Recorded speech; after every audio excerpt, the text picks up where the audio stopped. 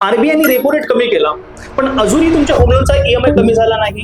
Hello, माझं नाव आहे प्रशांत खोडके आणि आज आहे फायनान्स स्कूल 15 डेज चॅलेंजचा डे 8. जर तुम्हालाही वाटत असेल की आरबीआयने रेपो रेट कमी केला म्हणजे सगळ्यांचा ईएमआय कमी होईल, प्रत्येक होम लोनवर रेपो रेटचा सारखाच परिणाम होत नाही. याचं कारण आहे तुमचं होम लोन एमसीएलआर वर आहे की ईबीएलआर वर. चला सोप्या भाषेत समजून सांगतोय. एमसीएलआर म्हणजे marginal cost of fund based lending rate. यामध्ये बँक आपल्या कॉस्टच्या बेसिसवरती इंटरेस्ट रेट ठरवते. आणि जर आपण ईबीएलआरचा विचार केला तर यामध्ये लोनचा इंटरेस्ट रेट डायरेक्टली आरबीआयच्या रेपो रेटशी लिंक असते. एक सिंपल एक्झाम्पल सांगतो. जर आरबीआयने 50 बेसिस पॉइंट रेपो रेट कमी केला आणि जर तुमचं होम लोन ईबीएलआर वरती असेल तर एक रिसेट पिरियड नंतर तुमच्या होम लोनचा इंटरेस्ट कमी होण्याची शक्यता वाढते. जर तुमचं होम लोन एमसीएलआर वरती असेल तर बँक तुमचा लगेच रेट ऑफ इंटरेस्ट कमी करेल असं नाही, कारण की हा एकच फरक तुमच्या होम लोन वरती हजारो नाही तर लाखोचा परिणाम करू शकते.